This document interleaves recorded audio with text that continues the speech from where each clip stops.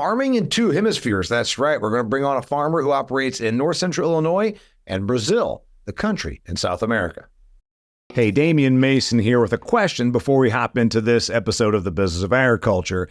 If you farm for a living, you employ a lot of amazing technology, from your inputs that you put into the soil to the tractor that you sit in, your combine, and the amazing data that it harvests. But has your soil analytics kept up technologically with everything else in your farming operation?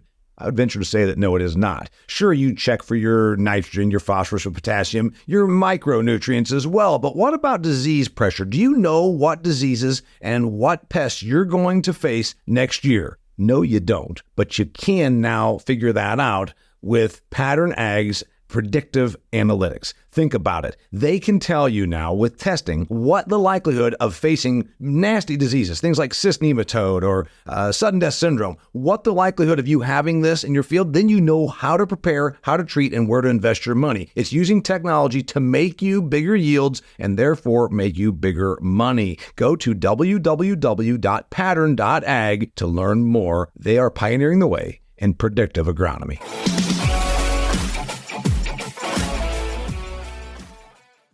Hey there, welcome to another fantastic episode of the Business of Agriculture. Got a fun talk for you today because I got John Carroll, Carroll Family Farms. John was on last year with Calvin Keller, and we're talking about eminent domain being used to trample across your farm. And I said, you know, you're a really interesting guy. Why don't you come back and talk about your operation, farming between not just two counties, not just two states, two hemispheres. That's right. They farm in north central Illinois, and they also farm in Brazil. So I said, this has got to be really interesting. I want you to come on and talk about what that's like. Obviously, it presents some management challenges. And then, of course, there's exchange rates, there's language issues, there's a whole bunch of other things. So no matter what you got going on in your farming operation, or if you work in the business of ag and call on farming operations, I think you should dial in for this one because it's going to be a fun talk.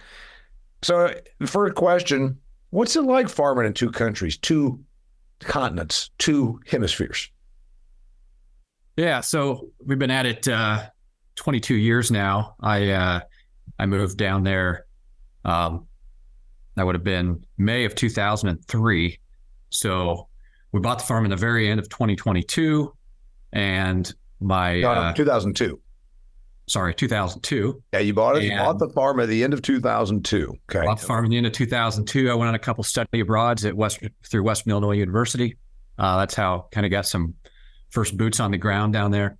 And in May of 2003, my wife and I both finished our final exams, graduated from college, got married, and we did our honeymoon in Brazil, and then we took a bus to the farm. And then we lived there full time for 10 years. But you know, that's when we talk about, I oftentimes tell people, hey, don't let your kid come right back to the farm like after high school or even right after college. You need to let him get away a little bit and, you know, and get some legs underneath them. That normally doesn't mean go to a different country in a different hemisphere. So went on a honeymoon and then got on a bus and went out to the farm. It's like a mission. This is like, hey, we're going to do this. Are you still together? We are still together. I did put a disclaimer in before I asked her to marry me. I told her, she says, yes, that means you will be. We're moving to Brazil. So she had full disclosure on that. And yeah, you know, I was 22, she was 21. And I go back now and speak to outgoing classes at college, and they're the age I was, right, when I moved down there. And I think, wow, these people don't know anything yet. I can't believe that that my family trusted me to go down there. And but you know, if it hadn't been for all that ignorance that I had, I probably never would have done it. Well, you know, it's an experience that almost nobody can relate to, and it's obviously it's worked for you. So, what'd you buy? You know, what did, obviously it wasn't you, your family, you know, not being in any way judgmental, but it was family capital. You guys are, you know, you're a generational farm in Northern Illinois. A 21-year-old kid didn't probably do this with his own money out of the, you know, the bank account. So what did the family buy and that you went down and managed? And then what was your business arrangement? Were you just a hired hand, or did they say, we're buying this, you're going down there and running it? Or, you know, how the whole thing was structured for you? Yeah. So you're right that there's a lot of people who later on said, well, they wish they'd done this or they could have done this. Why haven't more people done it? But it does take a few things that have to come together. One is you have to have people with capital willing to do it. Often the people with capital are not ready to uproot and move their families to another country. So it takes having someone else that you trust to go down there and run it. And so the arrangement was that I would give a minimum of 5 years to move down there and go through the startup. We purchased it's about a 4,400 acres of soybeans the first year. The property was larger than that, but that's where we started the first year. And our arrangement, which is really based off a Warren Buffett Berkshire Hathaway model, was we'll give you a small salary just to live on. I think I made $18,000 a year out of college, but the real compensation, this is something our business has carried on to this day, is you're responsible for this business unit. The first 4% or so risk-free rate of return comes back to the investors. You don't get anything for that, but over and above that, you get a percentage of the returns over and above that hurdle. And that turned out to be the right incentives and some we've used for a number of other businesses over the years. Yeah. So who were the investors? Mom, dad, uncle, neighbor, So banker? Father, uncle. Yeah. Father, uncle, grandfather. Father, uncle, grandfather. And I got to tell you, this is something that went on like in the 70s, historically. I remember hearing about this when I was a kid in the 1970s, that people from the Midwest were buying land in Brazil. Then there's wasn't there even some nationalization then, like your assets got taken from you? Did you hear stories about this? Because this isn't the first time I've heard of such a thing, but the last time I heard about it in the 70s, it seems like it didn't end up well. Did you have anything historically to base my rumors on? Or? Yeah, so Brazil was in a military dictatorship, and I don't know if people got land taken from them that they purchased in the 70s, because I know there are Americans down there that were there at that time and ended up with large tracts of land. I think what really happened was the people bought land, they were absentees, and it turned out there were that document was being sold more than once. Okay, so it was the one there with possession, then you didn't have anything. Yeah, so people got swindled more than. So your parents, uncle, father, grandfather said, okay, we're going to buy this thing. You're going to go down there. You said, I'll give you a minimum of 5 years. The structure was you're an employee, but then you also had a percentage of, you got paid a percentage of net or over a certain whatever based on. And what was it? A 21-year-old kid. Did you speak Portuguese? No, I didn't speak anything when I moved down there, and so just had to learn it on the go. But I tell people that wasn't one of like the 10 hardest things of going down to Brazil and starting to farm. No, I just kind of the language barrier wasn't one of the hardest things. No, and not because it wasn't so hard, but there were a lot of other really hard things. All right, let's go ahead. What were some of the hard things? Yeah. So, culturally, like socially, I've never been in a better place than being in Brazil. Very friendly people, very open. From a business standpoint, culturally, there's a significant difference there. So, Brazilians would call it optimism. Americans or Western Europeans might call it lying, but they don't want anybody to be upset or displeased with them. So you get promised things that aren't actually going to happen. And that is, so you get a lot of expectations, but a lot of them are don't come to fruition. So that's a really hard part when you're trying to start a farm and you need machinery and fertilizer and chemicals and seed. And then it's all supposed to be there on Monday and nothing shows up. And it took a long time to really get used to that because you'll drive yourself insane if you're going to fight it all the time.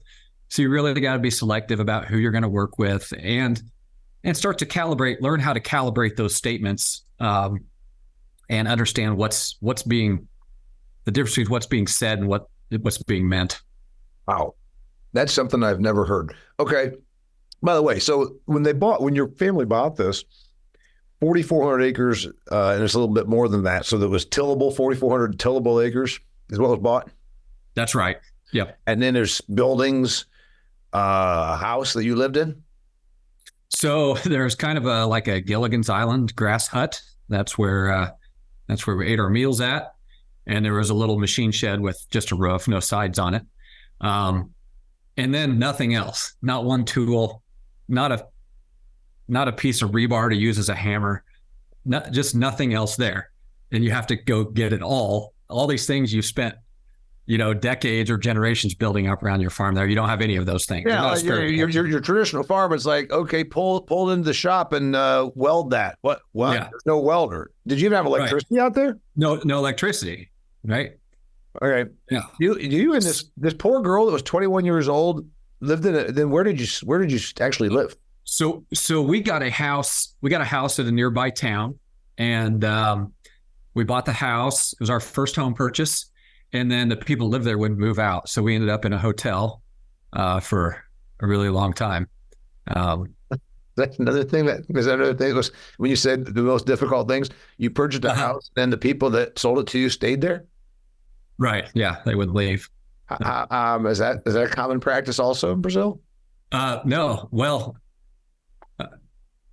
I don't know the answer to that, but luckily we started growing cotton our second year there, and then cotton became our primary crop. And the owner of a large world-known cotton trading firm, I happened to see him at the hotel one night. It turned out it was his employee that was living in my house, so we got that taken care of the next day. The guy went over and said, "Get the hell out of this guy's house." Yeah. He was wanting to buy cotton from us. So that's interesting. All right. I want to hear the other hard things. I want to know what was difficult, all the challenges. I want to get all that. Before we do, I want to remind my listeners about how we get to the business of agriculture, because I got great companies like Redox. Redox Bionutrients is one of my new sponsors here for 2024. It's a family-owned business with products for ag and turf that are increasingly applied to more and more acres in the United States and also internationally. 30 years of proven in-field success. That's right. Darren started this company 30 years ago, way before the whole biological craze was going on with all the capital pouring into it. These products actually work. They must. They've been around for 30 years. Redox is helping farmers shift from traditional fertilizers to highly efficient carbon-based technology. Redox Bionutrients provides superior nutrition, abiotic stress defense, root growth, soil health, and efficient nutrient uptake. That's what you get with this family of products. Find out more at Redox Grows. That's REDOX Grows.com, and check out the Redox Grows podcast. That's redoxgrows.com. So you got the guy kicked out of the house that you bought. So then you had a place to live. That's good. What about getting the farm up to speed? There was no equipment. So like in your first year, did you say, we got to just custom hire? Could you get like a neighbor to come over and plant, or did you just have to go and buy a bunch of machinery? No, so went to the John Deere dealership and able to get everything that we needed. My dad still jokes that was easier than going and trying to get a cell phone account set up, just going and buying John Deere equipment. So that part went okay. And presumably, did they go along with you for the first week to get things going? So like I told you, we bought the farm in the end of 2002. Yeah. Right before I graduated. So actually my dad was down there during part of that time getting things lined out. So, yeah. Then it turned out that was the first year there was Asian rust in Brazil. Okay. So we got Asian rust on our first year of farming. Yeah. And then, like I said, quickly went and moved into cotton. Other hard things, I think, taking a spouse down there who is also, she's a CPA, also a business professional, and basically saying, I'm just going to be out trying to get this farm started up all the time, and you can sit here at the house. Or she went and got a job teaching English at an English school for a couple dollars an hour. That's hard in the beginning. I would think so. Yeah. We're newlyweds, and I didn't know any better either. So, you've talked about going into cotton, but let's go ahead and go back to getting the thing set up. So you went to the John Deere dealership, started buying equipment or leasing equipment or whatever, and then Yep. did you get electricity out to this farm facility? Yeah, so we got a generator out there, and so you just run the generator enough to you'd buy a freezer, and then you could run the generator enough to get the food cold enough in the freezer that it wouldn't go bad, as you're eating it. So just run for a few hours a day, and then it was really dark and quiet after that. Your equipment, what'd you buy? I mean, you just went to there, and I mean, the John Deere dealership really enjoyed seeing you coming through the door. She said, I need two tractors, I need a method to plant my crop, and I need a sprayer. I mean, you go in there and drop a couple million. Yeah. So at the time, Deere was they had just bought out their brand back from the equipment in Brazil. John Deere equipment was being sold under SLC, had bought the rights to it. And so they had just bought this back from SLC, and they were trying to get going and expanding. And they were importing all this equipment from the US and selling it far cheaper in Brazil than what they were selling it in the US for. So I remember we went and bought a brand new John Deere 8410 for like $100,000, which was just a steal compared to what it would cost in the US. So that part wasn't so bad. We got some good equipment and not too bad of a cost to get going. Employees, did you try and cover 4,400 acres by yourself? I mean, you probably could. You'd be busy. No, so we had we had a guy who was we called him the farm manager. Mainly he spoke some English and didn't know anything about farming, but allowed me to get information across. And then a few other people driving tractors. The second year you started growing cotton, you're from Northern Illinois. You don't know anything about cotton. You've never produced an acre's worth of cotton. So how'd that happen? Yeah. So you're right. I had never even seen a cotton plant. I'd never even been in Georgia when there was cotton being grown. So had a consultant, agronomist came out, told us what he thought we should do, and grew our first cotton crop. Turned out really well, and then the expansion really happened quickly from there. So we had other U.S. investors who were interested in purchasing farmland. They wanted to hire us to go do the due diligence, find the land, get it bought, and then operate it for them. And within a few years, we were farming about 30,000 acres of cotton and bought a cotton gin. Yeah. So you went from, you've never even stood in a cotton field before because of your roots, and now you're growing cotton. So you brought out an agronomic consultant. Did you have some struggles your first year, or did you actually, I mean, I assume if you get good instruction and you got good, a cotton consultant, I assume that then it's farming. I mean, it's just a matter of then doing it right? Yeah. So, I mean, you hope the learning curve's pretty steep. And cotton is a lot more like growing pigs than it is growing corn and soybeans. Very much more management intensive. Mm-hmm. We'll spray a cotton crop 25 times in a year. Yeah. So, and the investment is 3 times, what you put in an acre of corn. Well, so I do my work, my side job working with Extreme Ag, recording their podcasts and video content and showing up at events for them. And I've been to Arkansas a couple of times with Matt Miles, and he says a cotton plant, his old man told him when he was a kid, he said a cotton plant looks for a way to die every day. Yeah, that's right. You run across it at least, he says, once a week. You run across it with you're treating it, and it's really a lot of work. And that's, again, you went into it on your second year, so you obviously had to have some hired help because you got to have somebody out there in a spray truck, on a sprayer every day. Yeah, and at the time,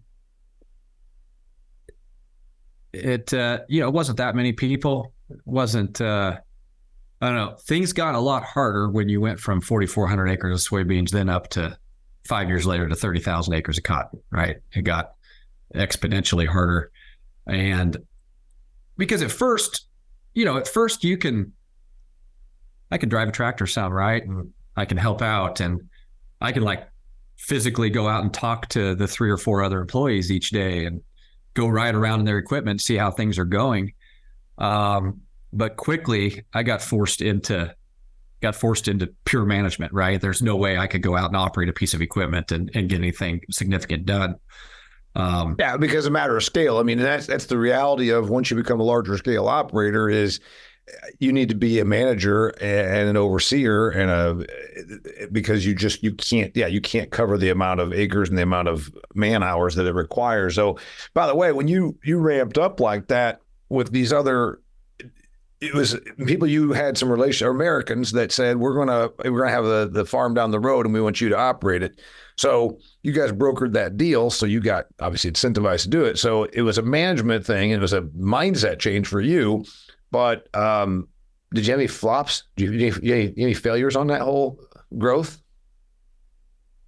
Oh, we sure had a lot of opportunity costs that we lost, right? So what we had going for us this whole time is that land was quickly appreciating from where it was so cheap when we bought it. And looking back, I think we knew that. I don't think we were ignorant to the fact that ground was $300 an acre there and it was $3,000 back here, and that there was going to be a lot of stuff we didn't know, and that we might lose some money trying to get ground developed and operated. But at the end of the day, there was a lot of potential on land appreciation, and investors recognize that as well. So the flops early on were taking longer than we expected to get. We were buying prime farmland as far as how it lays, its soil type, its location, but it needed a lot of fertility and tillage work to get it into prime production potential, and that took us longer. That took longer than expected. But we haven't lost any. All those properties were bought pretty much 2004 to 2008, and we still farm all of them today. And your own ownership expanded. And our own ownership expanded. We bought additional farmland since then, and then added the hog operation a couple of years ago. So this is not commercial production. This is what's called genetic nucleus herd. So we are growing what they call the great grandparent stock for swine for a European company called Hendricks Genetics for all of South America. So we'd be the provider of the elite breeding stock that will then go on to eventually grow the mothers of commercial sows. Okay. And so again, this seems like this is pretty management intensive. How do you do this when you're in Carthage, Illinois, 3 weeks or 3 weeks before or whatever? Right.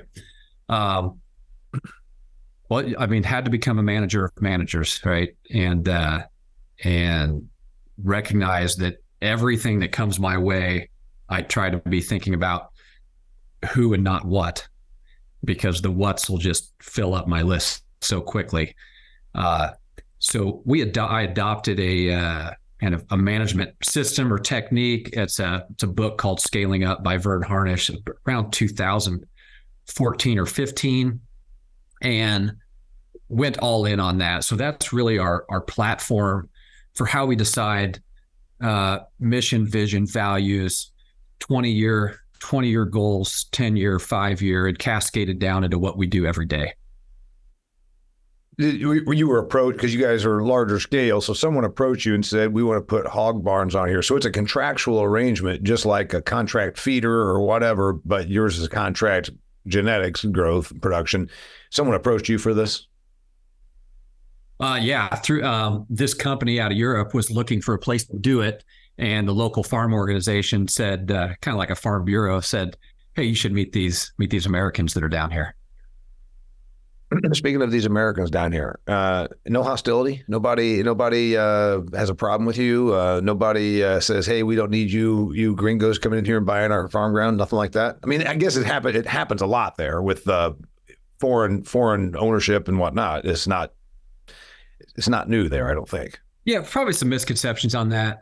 So first, there's not very many of us. In my state, there's maybe 4 of us. So it's a tiny amount of the land ownership is foreign, or managed by foreigners. I think the other thing is, we're farming up in, they call it the new frontier. So these were areas that were started production in the mid 90s on. So pretty recent. And so everyone is an implant there. There's no old farms. There's no old money in the area.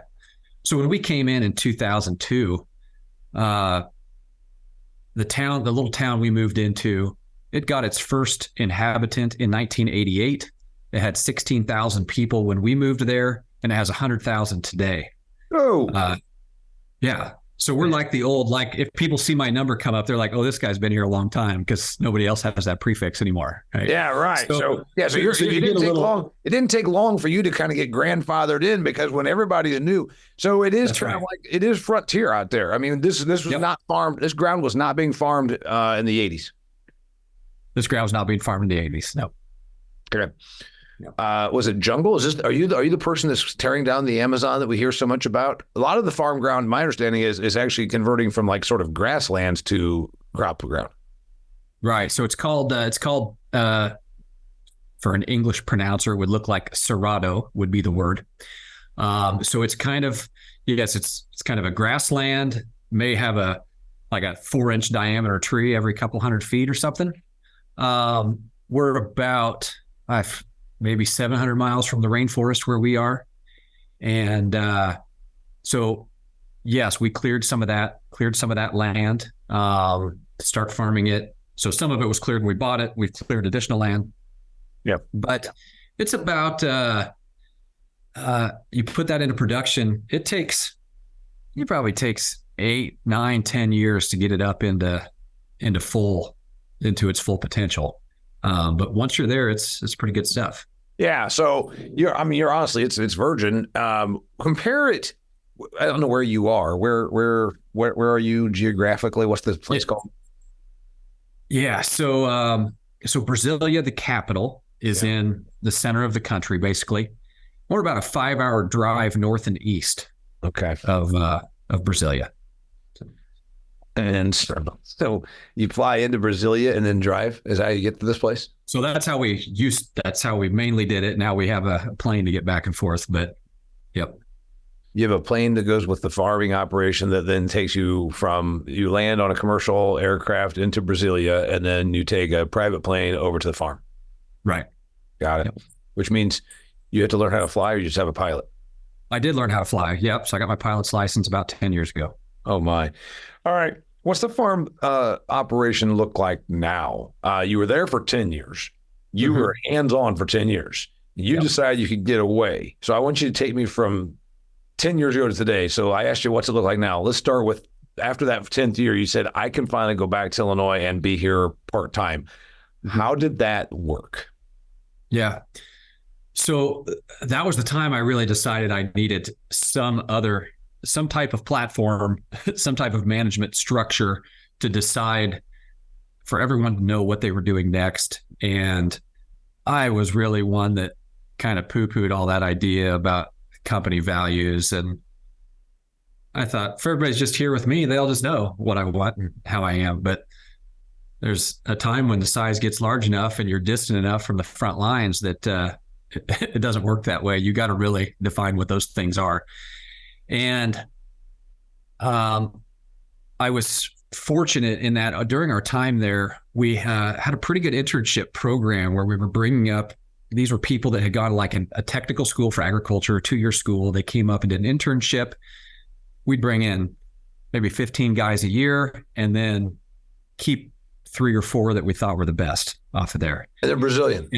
In Brazil. Yep. And so those people, generally, that's who management is today. A lot of those guys and girls. So my management team, so we have a holding company I'm the CEO of. There are 3 business units underneath it. So there's our the farming business is what we've talked about so far. We have a business called Carroll Services. So that is farm brokerage, farm management, consulting, advisory, any back office type work to handle basically investors in Brazilian agriculture, take care of their stuff for them.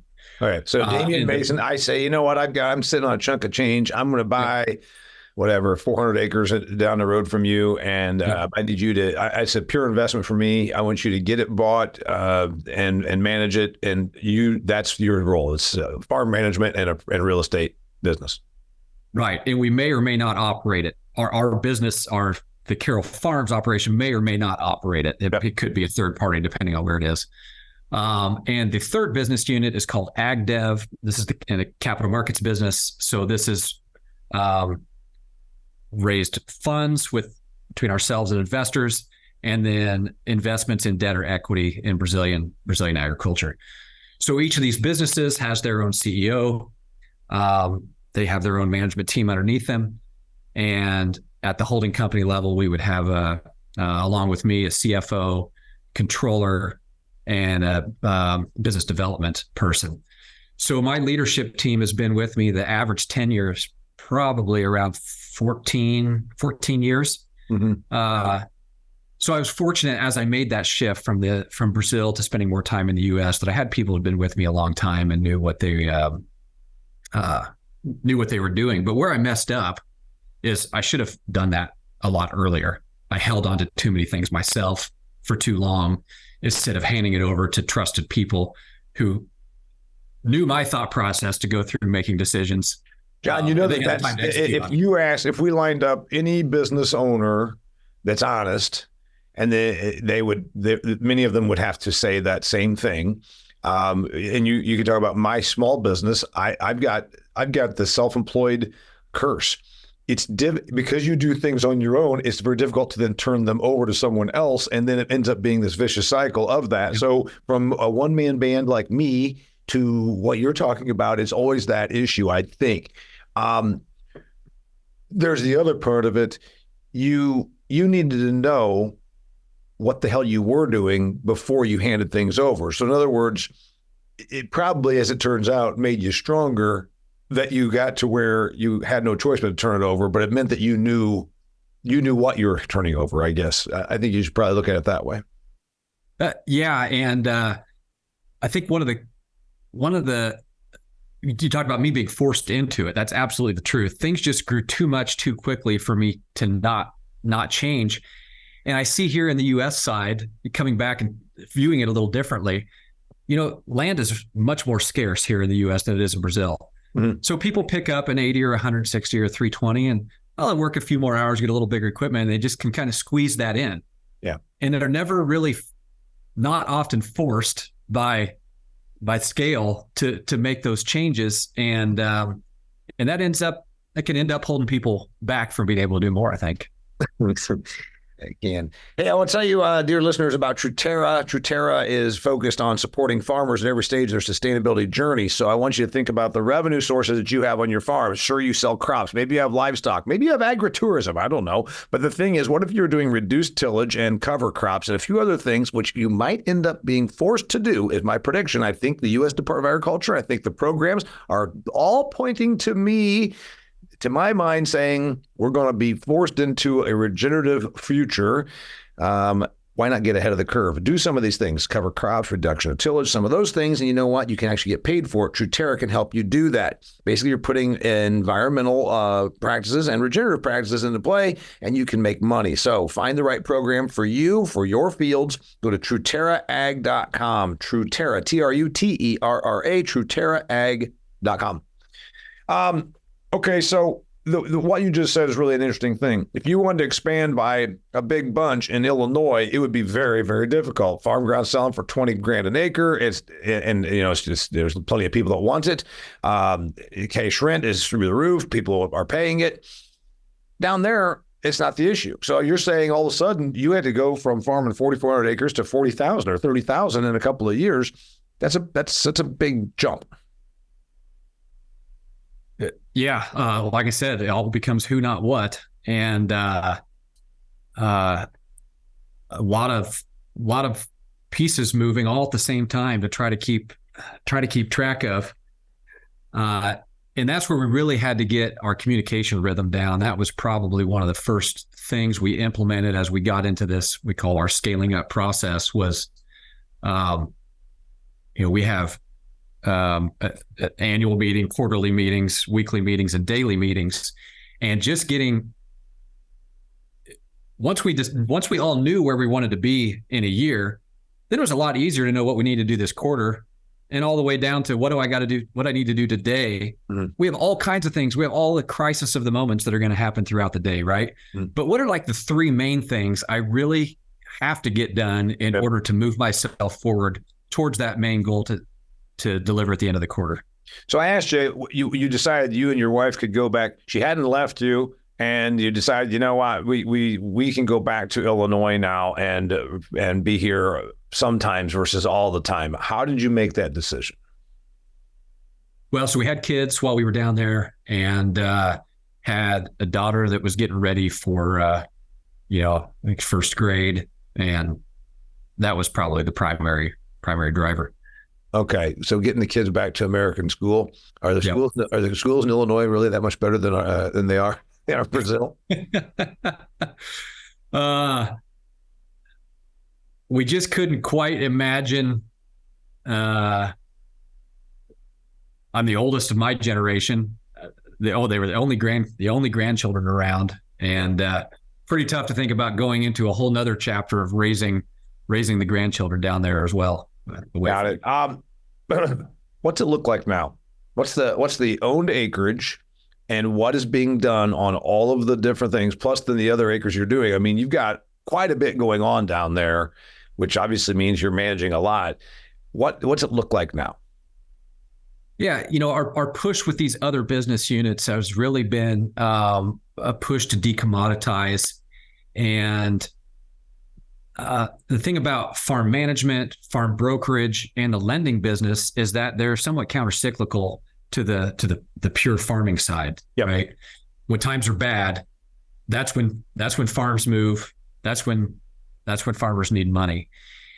And so a lot more of my time in the last few years has been spent starting up those businesses. Startups are so much harder, than things that are clicking along and have all the people and processes in place. And so we continue to grow the core business as we think it makes sense, but it's opportunistic. We can't just say it's going to be 10% growth a year, because there will be times, the last few years, things have been so red hot, we're just going to hold off and not do anything. And then all of a sudden we might get some bad times here, and that'll be the time that we'll go in and do a bigger deal. For us, that would probably be degraded pasture land. I think that's probably the next big opportunity in Brazil, is not clearing new land, but taking this land that was cleared 30 years ago, has just been sitting in pasture, not doing much, and putting that into cropland. Like I said, a lot of my time is on these newer businesses. Yeah, but you're still running a farm. You still got crop production that's happening there. That's right. That's still the primary business from a revenue standpoint. So cotton, corn, soybeans, and you get two crops per year. They talk about the safrinha, where they get two crops. Do you get two crops? So in our area, we get mainly one crop, but we have the highest yielding crop of anywhere in Brazil. Okay. So we have our season is not quite long enough to get two crops, so we get one big one. Got it. The trips down there, how often do you go and set foot on the operation? Yeah, so I'd be in Brazil about six times a year, and would spend 2.5 months of time per year down there. That's a lot. But most of my day is focused on 2/3 of my day is focused on Brazil, I would say. Yeah, because you still have stuff going on in Illinois. So how's that work? Yeah, so I have responsibilities here as well, and working on implementing the same type of management system we have in Brazil back here to be able to handle more and not drive ourselves to the grave by doing so. You're 43 years old. Uncle and dad and mom still involved, or less and less? Yeah, and grandfather. So, Grandpa just harvested his 79th corn crop. Ran a combine 7 days a week all fall. So, Okay. So it's funny. People ask about my dad if he's slowing down, and I'm thinking, I think that would be like a really long time before that happens. But Yeah. Your grandpa's like pushing 90 and he's still out working? he's 90. I'll be 94 in April. Yeah. Oh my God. What about the ownership? You gave you a salary and a little bit of a bonus. I don't think I'd be going to Brazil if I were not a significant owner. So I assume that somewhere along the line, then the transition began that this is now John and this woman that lived in a motel in Brazil when she was a 21-year-old girl forever until someone finally moved out of the house you owned. How did that work? So I was allowed to take earnings and invest them into the company at fair market value. So yeah, I was able to buy in over time. Okay. And so is it still owned? The entity in Brazil is owned with all the people that were originally in on it? Grandpa through his estate stuff has transitioned out, but everybody else is the same. Yeah. And then where do you see things going? What happens? Do you continue expansion there? Is it easier to expand there than Illinois? I'm guessing yes. What happens? Well, it's nice to have options, right? So we have capital allocation options we can look at every year. We can look at the returns, and we can decide where we want to invest next. And that has changed over time. I mean, we went through a period where we just sent back dividends all the time and didn't reinvest in Brazil. We've been through times where not even sending back enough money to pay the taxes and reinvesting in Brazil. So it's a decision that's made all the time, but we don't look at returns the same. We don't say, well, it's a 10% return in Brazil or a 9% return here and go with Brazil. We need a higher return in Brazil to make it worth it's far away. It's got higher risk in some ways than the U.S. So we require a pumped up return to. But you're looking at everything from the standpoint of return on investment, which some farmers do not do. They want to farm and they don't even think about that. But the thing is, some of this isn't exactly known. I mean, it's not like a CD. You say we this is what the return is. You don't know that right now, that 3 years from now the Brazil return is going to be 9% or 14 or whatever that number should be. So there's still a little gray area. Well, yeah, whether it's here or Brazil, we're still on an Excel spreadsheet making our best guesses on price and yield. But we're getting better at that 22 years in Brazil of knowing what a crop failure looks like, how bad it can be, how good it can be, what our basis normally looks like. Yeah. And we have a lot more hedging tools available now in Brazil than we did. What about insurance? Can you get the equivalent of USDA crop insurance? No, there's no crop insurance. No crop insurance at all? Nope. Infrastructure, because we know that in Illinois there's a grain elevator, there's rail, there's everything, right? You guys are blessed with all that. One of the talks we've heard forever about Brazil. By God, we can grow the crops, but how do we get them to market? And that's a little bit of a challenge, right? Yep. So I think all of that fantastic infrastructure we have here in the U.S. with river, rail, and interstate highway is. You see that in the price of land here, right? We'll grow. Our average yield on soybeans for 5 years is probably about 70 bushel an acre in Brazil. Wouldn't be a lot higher than that here in Illinois. But the land is worth really a lot more here than it is in Brazil. Yeah. And it comes down to that. I don't think there's no short-term solution for that in Brazil. It's a massive country. When we bought down there, though, we did not go out to the middle of absolutely nowhere. We just could see it from where we were. We did buy on a paved road on a highway. It's funny at the time, land was $300 an acre. It was like an extra $50 to be on $50 an acre to be on a paved road. And luckily my dad and uncle had the foresight to say, that's a good $50 well spent. Yeah, right. And, because you're gonna be moving trucks and all that. There's always the story that these semis you can't get through because it's having to drive through a mud bog or something. Yeah. Yep. So we're not in a terrible location where we are really from an infrastructure standpoint. But don't they have electricity out there? We do have electricity. Yep. Yeah. We only went about 5 years before we got power. You have a house, so you stay in when you're there for your 2.5 months throughout the 12-month year? So I'm always in that. I have a house in that city that I told you about. And that's where our office is in that town. And, that's where I spend a lot of my times in the office. Okay. You go down there because you have offices in the town like a normal business would. So yeah, right. Got it. What did I not ask you that you need to tell me about farming in two hemispheres, John? Let's see. More people try it? Sorry? Should more people try it, farming in two hemispheres? There's been some successes and there's been a lot of failures. And the most sure way to fail is to give your money to a Brazilian that you don't really know just because they speak English, and then have them take it and try to buy and manage a farm for you. That has not worked out in any circumstance that I can remember.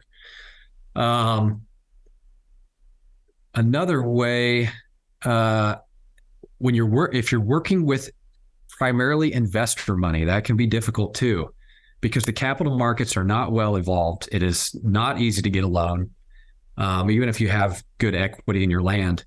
And the deals look good. People bite off more than they can chew. And then they get they're short on cash. They can't get to the bank, and they keep calling investors for more money. And then investors don't want to put any more money. And they end up with 20% interest rates, trying to source capital locally. That's the other way that it really doesn't work. But if you've got capital where you have a person like I did, a trusted person to go down and run it, or hire a professional management firm like ours, I think it's an interesting way I think it's a more creative way to spend capital than going and spending $20,000 an acre on this 80 that's coming up. Yeah, in Illinois. Yep. Got it. His name is John Carroll, Carroll Family Farms. I think this is fascinating. My name is Damian Mason. You've been listening to The Business of Agriculture. John, thanks for being here, man. Yep, happy to. Thanks for the educational. It's almost like Rick Steves going to Europe. You know what I mean? It's like when Rick Steves goes to Europe on those PBS shows, I feel like I just went to Brazil on this farming operation. And someday I'm going to get there. You know what? Of all the speeches I've done in the middle of agricultural country, I still haven't gotten to Brazil. So maybe one of these days. All right. Thanks for being here, John. Until next time, I'm Damian Mason, and this is The Business of Agriculture.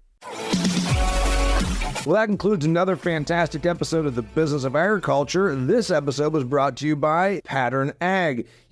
Everybody in agriculture understands the importance of soil health. We also keep an eye on our soil better than we ever did through advanced soil testing. But what if there was a company that provided predictive analytics, not just checking out nutrients and all the elements that are in there, but also could tell you the degree of risk you face with disease and pest pressure? That's right, Pattern Ag can do that. They actually can tell you, hey, you're going to have a real issue here. You can proactively treat for corn rootworm or cyst nematode or sudden death syndrome before the problem actually starts costing you yield. Go to pattern.ag, that's www.pattern.ag, to find the nearest rep that can help you start doing better for your soil.